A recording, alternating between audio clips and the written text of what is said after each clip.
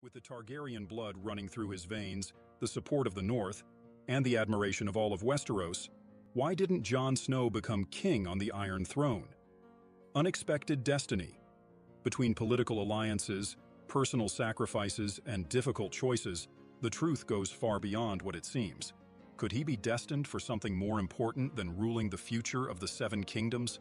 So sharpen your swords and prepare to dive into the world of Game of Thrones' most iconic bastard. It has been 5 years since our screen faded to black for the last time in Game of Thrones.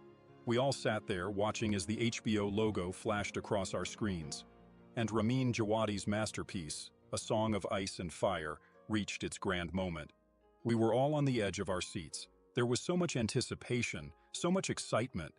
We had spent years with these characters, rooting for them, hating them, and getting lost in their twisted stories. But then came the finale, and, well, let's be real. It was not quite the ending we had hoped for, was it? All that build-up, all that tension, and Jon Snow. He was sent back to the wall like nothing ever happened, and Bran on the Iron Throne, because what? He saw it coming?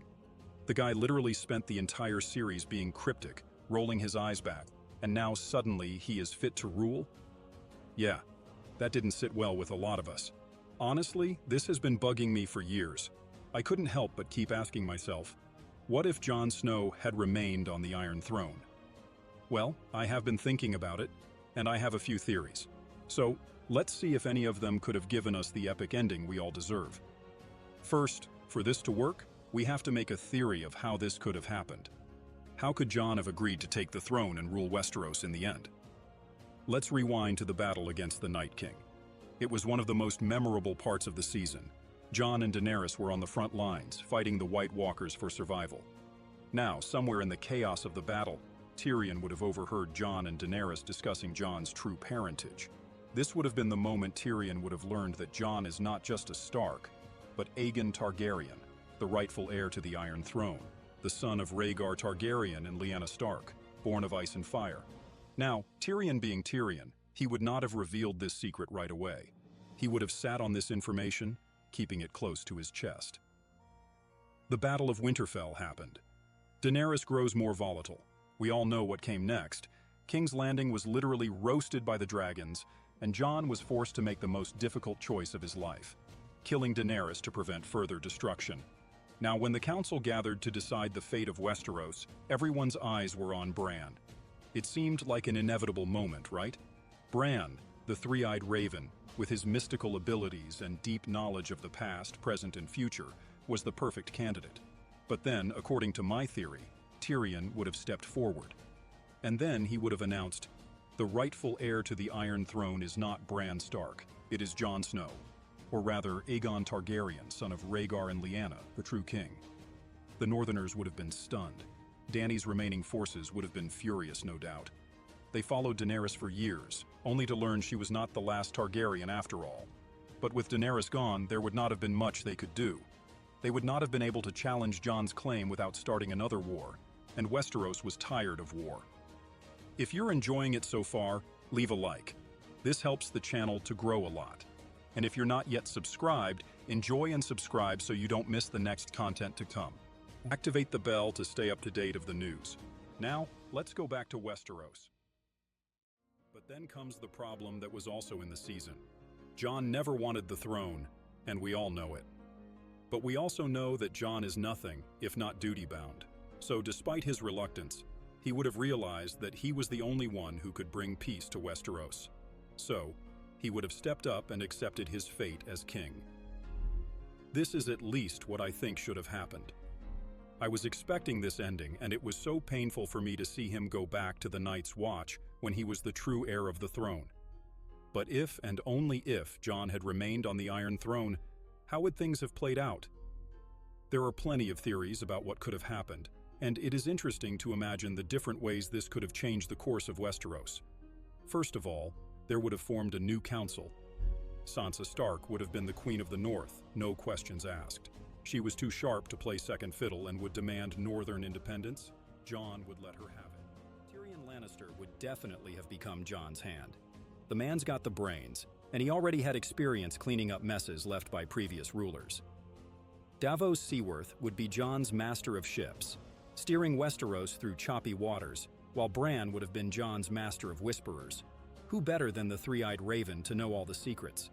Together, they would be an unlikely but powerful council. Now, I think Jon's new reign would have affected the North the most. Jon's connection to the North is undeniable. He was raised a Stark, he spent his life fighting for the North and even became the king in the North. So, if Jon had taken the Iron Throne, how would he have handled the North's independence? Would he have allowed the North to remain its own kingdom, with Sansa ruling as queen, or would he have worked toward a more unified Westeros? One theory is that Jon would have respected the North's desire for autonomy. After all, he never seemed interested in ruling over everyone. The best scenario would have been Sansa remaining as Queen of the North, working closely with Jon to maintain peace between the North and the rest of Westeros. This alliance between the Iron Throne and Winterfell would have been the strongest in the Seven Kingdoms.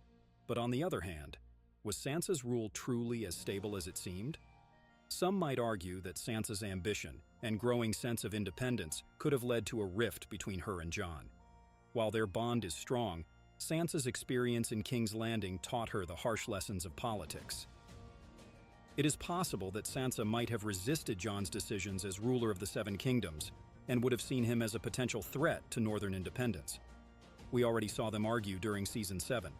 When Jon was named king in the North, Sansa openly questioned his decisions, especially regarding alliances with Daenerys. So, if Jon had taken the Iron Throne, this tension could have bubbled to the surface. And then, let's not forget about Daenerys' loyal followers. Even though she was gone, her supporters would have been a major factor in Jon's reign. Would they have accepted him as their king? It is possible there would have been unrest, particularly among Dany's army, the Unsullied and the Dothraki. They might have refused to accept Jon as their ruler, especially considering the circumstances of Daenerys' death. Grey Worm, in particular, would have been a problem. He was loyal to Daenerys to the bitter end, and it is likely he would have struggled to accept Jon's rule. Now, one more thing we need to discuss here. Jon's reign would have thrown a wrench into the age-old Stark versus Targaryen feud. For years, those two houses were at each other's throats, but Jon sitting on the throne as both Stark and Targaryen?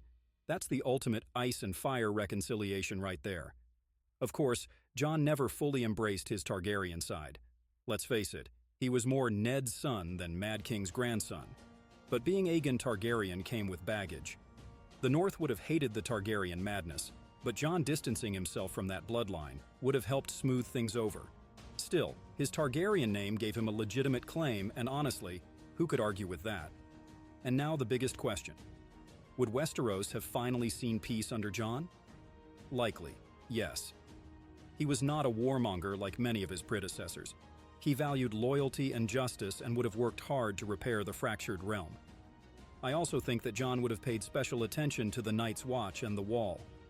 Even though the threat of the White Walkers was over, Jon would have been keen on maintaining a defense to make sure that Westeros was always prepared for future dangers.